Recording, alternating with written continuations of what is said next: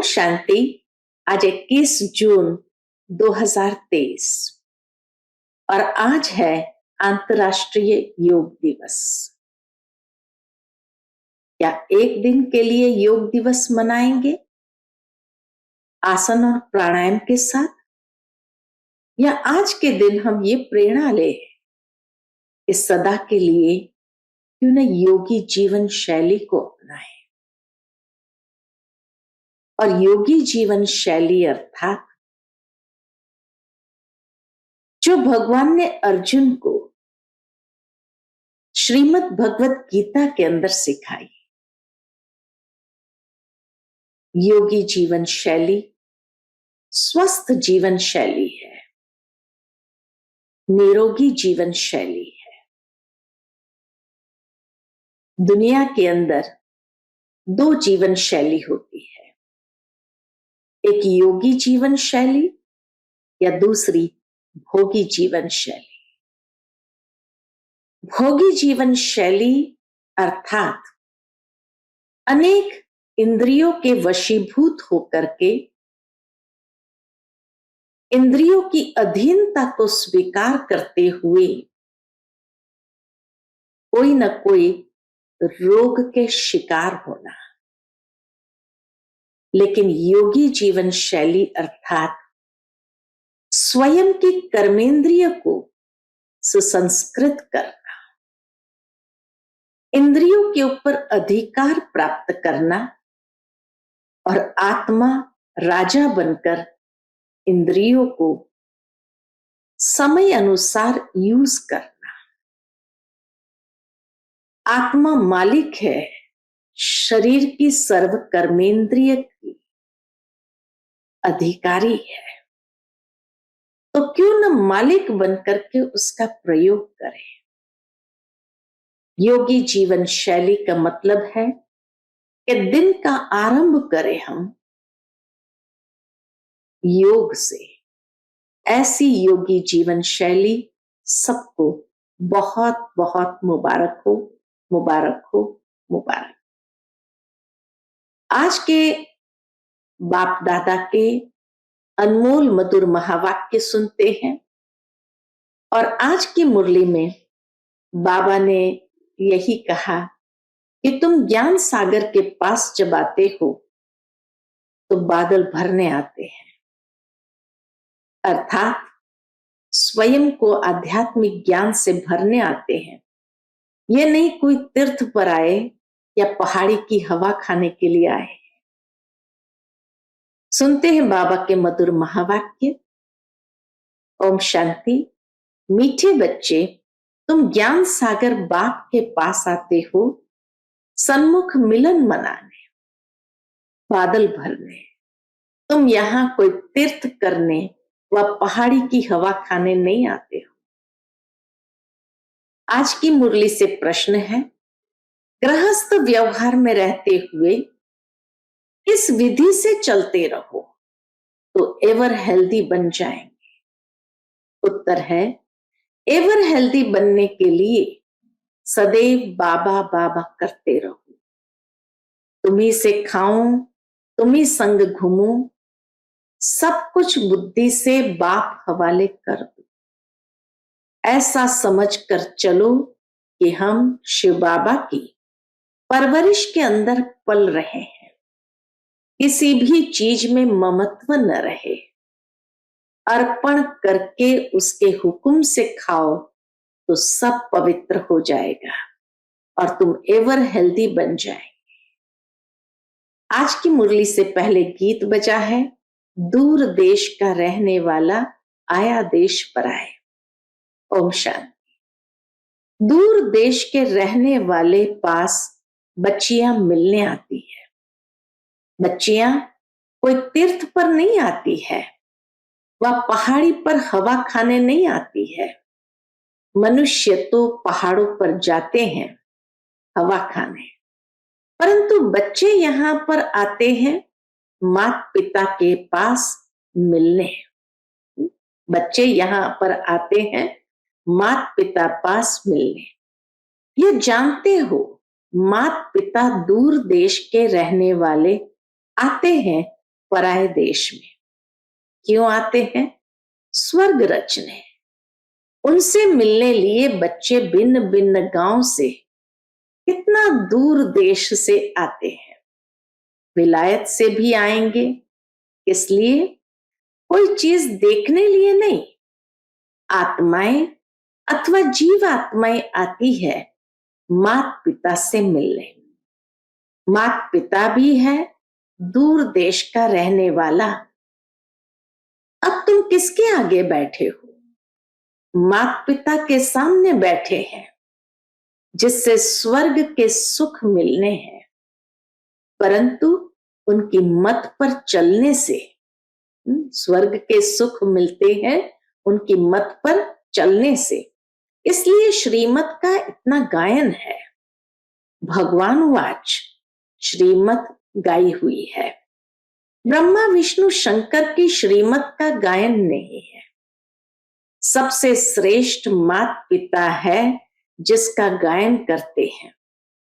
इस सृष्टि के रचयिता मात पिता का आवाहन करते हैं कि इस छीछी पतित दुनिया में आओ, हमको पावन बनाओ। अब वह पराये देश में आए हैं, तुम भी पराये देश में बैठे हो। यह रावण का देश है। यह अकासुर बकासुर पूतनाए सुपनखाए हिरण्यकश्यप आदि सब इस मनुष्य सृष्टि के मनुष्य परिणाम है।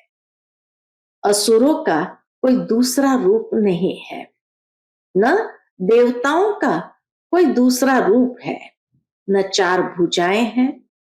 है तो वह भी मनुष्य और देवताएं भी मनुष्य, परंतु देवताओं का पावन देश में पुनर्जन्म था। सतयुग त्रेता जैसे ईश्वर का घर है। सतयुग त्रेता जैसे कि ईश्वर का घर है। स्वर्ग में आते हो तो अपने घर में आते हो। अब हो पराये घर रावण के घर में, तो बाप आकर तुमको रावण के घर से छुड़ाते हैं, लिबरेट करते हैं। आधा कल्प तो तुम माया के देश में पुनर्जन्म लेते रहते हो।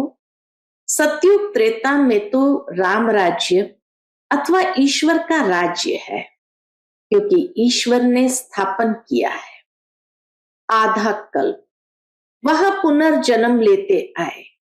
आधा कल्प रावण के राज्य में पुनर्जन्म लिया। अब बच्चों को समझ पड़ी है कि हम किसके सामने बैठे हैं। ये टीचर भी है, सतगुरु भी है। तुम माताएं भी टीचर हो, सतगुरु भी हो। तुम भी पढ़ाती हो मनुष्य से देवता बनाने लिए।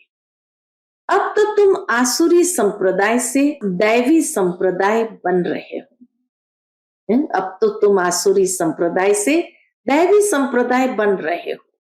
तुमको कांटों से फूल बनाने इस रथ पर बाप सवार हो आए हैं।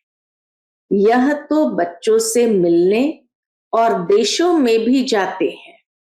ब्रह्मा बाबा तो बच्चों से मिलने और देशों में भी जाते हैं, क्योंकि चैतन्य ज्ञान सागर है। जड़ सागर तो नहीं है जो डुबो दे, नहीं, ये चैतन्य है। गायन है, आत्मा परमात्मा अलग रहे बहुकाल। तो परमात्मा भी आते हैं, तो उनसे मिलने आत्माएं भी आती है।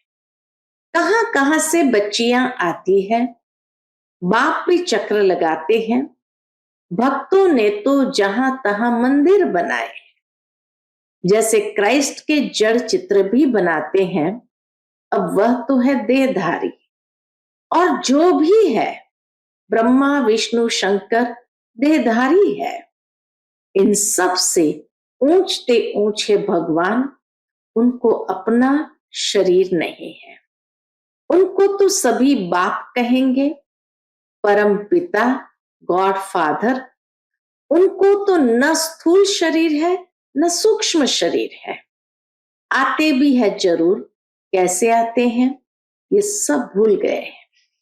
ऐसे तो नहीं कहेंगे श्री कृष्ण पतित पावन है। न श्री कृष्ण के शरीर में आकर पावन बनाते हैं, तो श्री कृष्ण भगवान वाच रॉन्ग हो गया। श्री कृष्ण के मुख द्वारा क्या रचे? क्या देवताएं? नहीं, पहले तो ब्राह्मण चाहिए, उसके लिए ब्रह्मा चाहिए, नहीं तो ब्रह्मा का ऑक्यूपेशन कहाँ? श्री कृष्ण का नाम लगाने से ब्रह्मा की बायोग्राफी गुम हो जाती है। श्री कृष्ण द्वारा सतयुग स्थापन किया तो ब्रह्मा का ऑक्यूपेशन ही गुम कर दिया। परंतु तुम बच्चे जानते हो, जो यहाँ आते हो, बाबा कहे, परंतु तुम बच्चे जानते हो जो यहाँ आते हो, बाकी जो नहीं जानते वह समझेंगे यह भी एक सत्संग है जहां गीता सुनाते हैं। परंतु यह कौन सुनाते हैं यह तुम बच्चे जानते। ज्ञान का सागर मोस्ट बिलवेड माता पिता सुनाते हैं। कितना मीठा, कितना प्यारा है। तुम कोई मनुष्य को मीठा कह नहीं सकते, क्योंकि सभी कड़वे विकारी है। बाप उनको पावन बना रहे हैं तो ऊंचते ऊंच है भगवान। उसके बाद जो भी मनुष्य होकर गए हैं अभी वह सब पतित है। जब तक बाप आकर पावन न बनाए तो सब पतित दुखी रह जाते हैं। जैसे मनुष्य कहते हैं कलयुग हजारों वर्ष का है, ये तो इम्पॉसिबल है। महाभारी लड़ाई सामने खड़ी है जिसमें मुक्ति, जीवन मुक्ति के गेट्स खुलते हैं। तब तक कोई मुक्ति, जीवन मुक्ति में जा नहीं सकते। सभी यहां भटकते रहते हैं जैसे भूल भुलैया है। सभी ठोकर खाते रहते हैं, दरवाजा मिलता नहीं है। चाहते हैं मुक्ति, जीवन मुक्ति के गेट में जाए। कोई मरता है तो भी कहते हैं स्वर्गवासी हुआ, परंतु यह तो नरक है। स्वर्ग में तब जा सकते हैं जब बाप आए, राजयोग सिखलाएं, तब राजाई व प्रजा पद पा सकते हैं। अब यह है कमाई। कहते हैं ना, इसने कौन सी कमाई की जो यह इतना शाहूकार बना? तो सतयुग के देवताओं ने कौन सी कमाई और कब की जो यह ऐसे बने? जरूर कलयुग के अंत में की होगी, तब सतयुग में बने। अब तुम जानते हो हम ऐसी कमाई कर रहे हैं जो स्वर्ग के मालिक बनेंगे।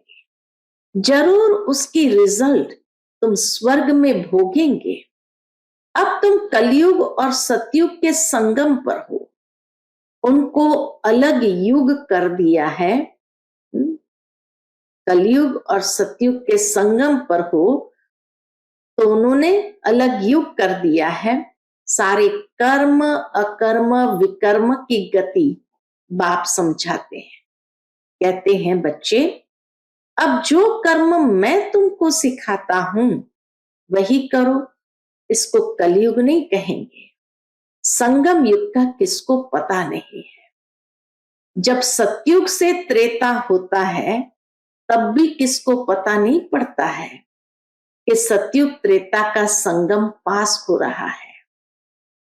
ये पीछे गाया जाता है कि सतयुग में फलाने राज्य करते थे, त्रेता में फलाने राज्य करते थे, द्वापर हुआ तो देवी देवता वाम मार्ग में चले गए। ये सब अब तुमको पता पड़ता है। ये ज्ञान और कोई में नहीं है।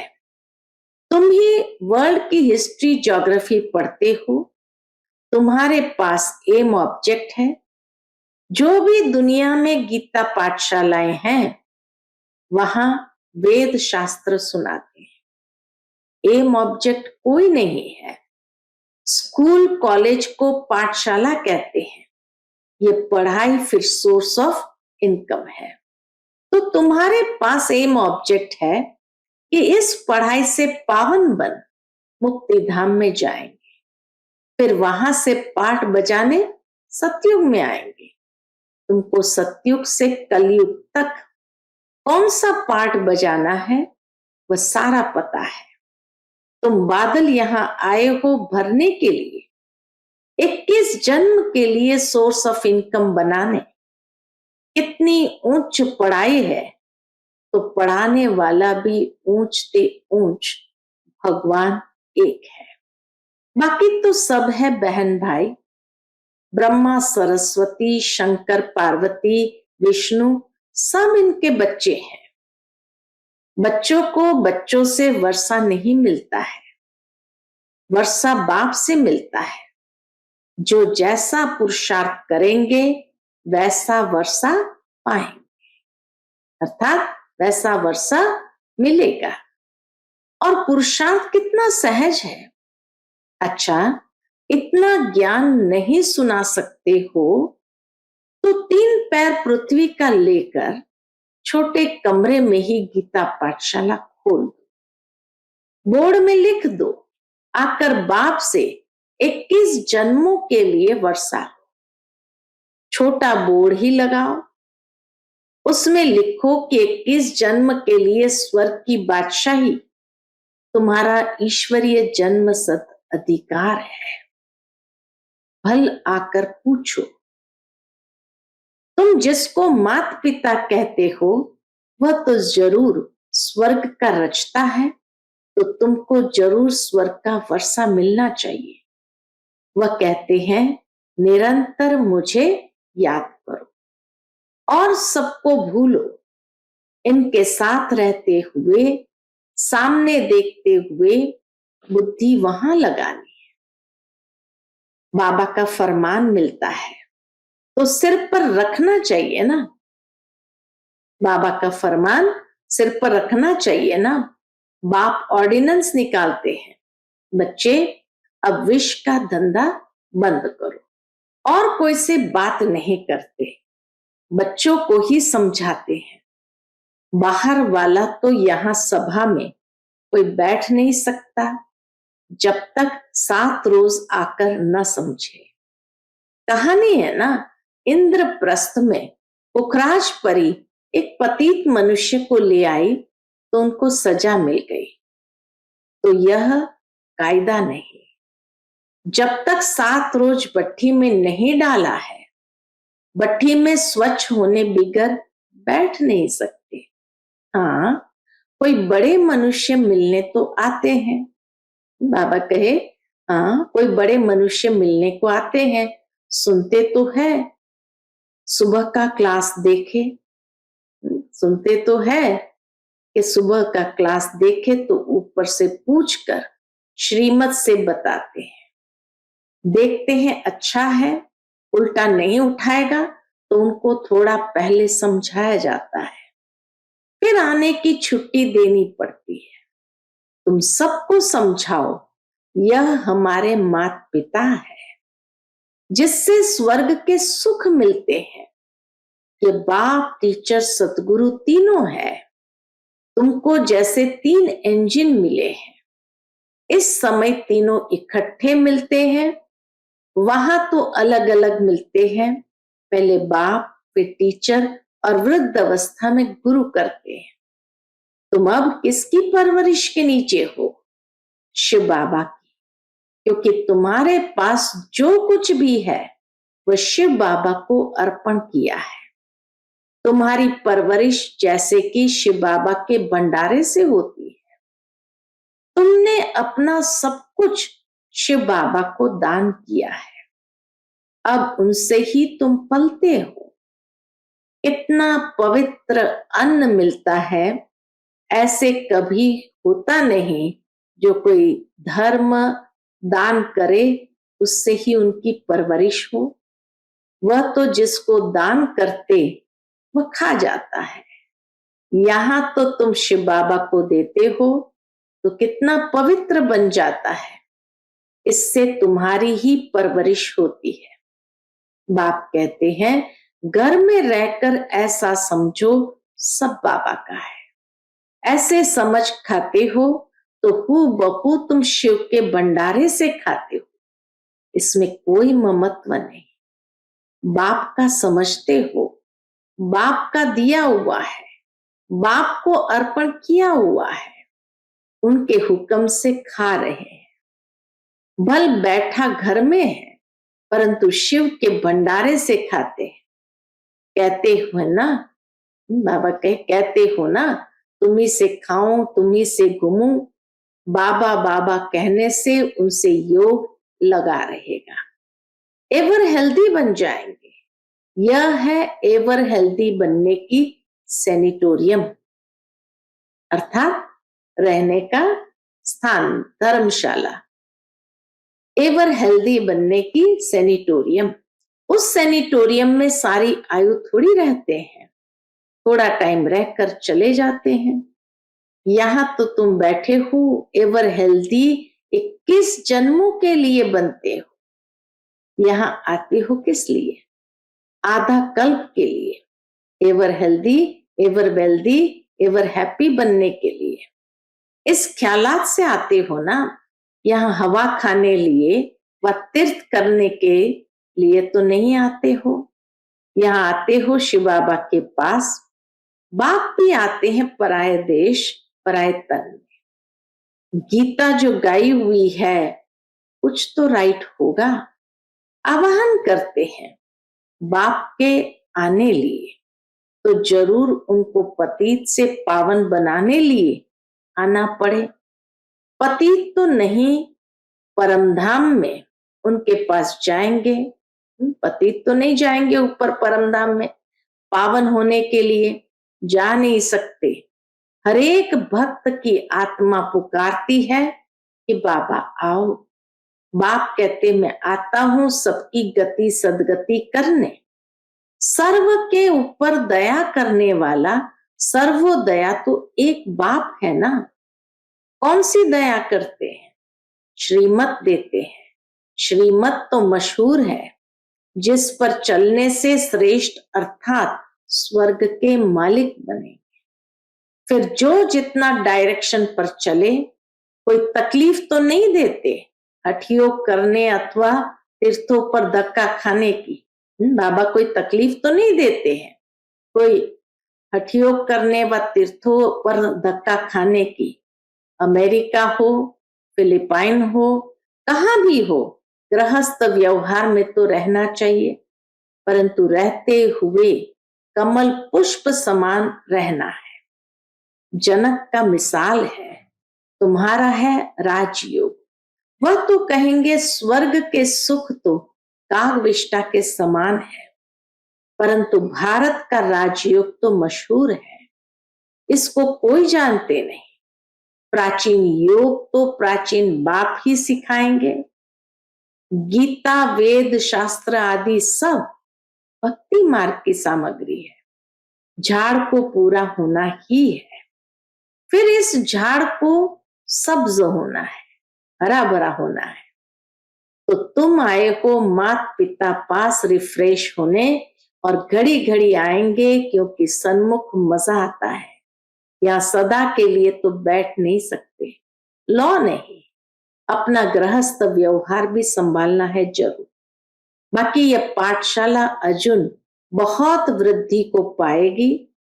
बाबा का वरदान मिल गया, यह विघ्न आदि न पड़े तो यह बहुत बढ़ जाए, इसलिए विघ्न पड़ते हैं। 5000 इकट्ठे बैठ कैसे पढ़ेंगे, इसलिए लिमिट है। जिनको बाप सन्मुख देख भी सके, बाप देखते तो आत्माओं को है, बाप देखते तो आत्माओं को है ना, शरीर को नहीं देखते। जोर से देखेंगे तो उनको शरीर ही भूल जाएगा। बाबा की पावरफुल दृष्टि पड़ेगी तो शरीर ही भूल जाएगा। चुंबक है ना, तो जैसे अनकॉन्शियस होता जाएगा, अर्थात पुरानी बातों से विस्मृत होता जाएगा। अच्छा, मीठे मीठे सिकिलते बच्चों प्रति माता पिता बाप दादा का याद प्यार और गुड मॉर्निंग।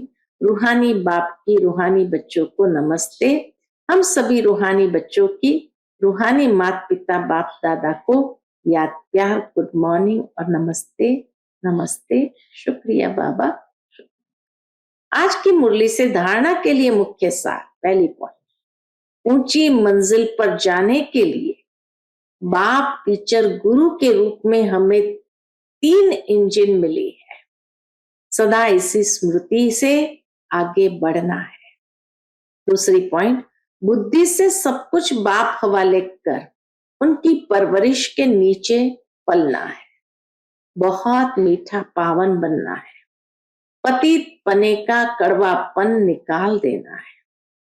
आज का बाप दादा का मधुर वरदान हम बच्चों के प्रति है, अनुभव की संपन्नता द्वारा सदा उमंग उल्लास में रहने वाले मास्टर ऑलमाइटी अथॉरिटी भव। अनुभव की संपन्नता द्वारा सदा उमंग उत्साह में रहने वाले मास्टर ऑलमाइटी अथॉरिटी भव। अनुभव बड़े से बड़ी अथॉरिटी है। हर गुण, हर शक्ति, हर ज्ञान के पॉइंट के अनुभव में संपन्न बनो तो चेहरे पर सदा उमंग उल्लास की चमक दिखाई देगी। अब सुनने सुनाने के साथ साथ अनुभवी मूर्त बनने का विशेष पार्ट बजाओ। अनुभव की अथॉरिटी वाले स्वयं को सदा भरपूर आत्मा अनुभव करेंगे। जैसे बीज भरपूर होता है, ऐसे ज्ञान, गुण, शक्तियां सब में भरपूर होने के कारण मास्टर ऑलमाइटी अथॉरिटी बन जाते हैं। आज का स्लोगन है, अमृत वेला विशेष प्रभु पालना की वेला है। इसका महत्व जान पूरा लाभ लो।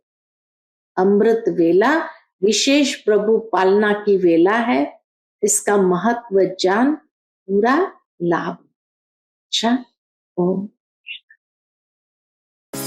Click here to like, subscribe and press the bell icon to stay updated with our latest videos.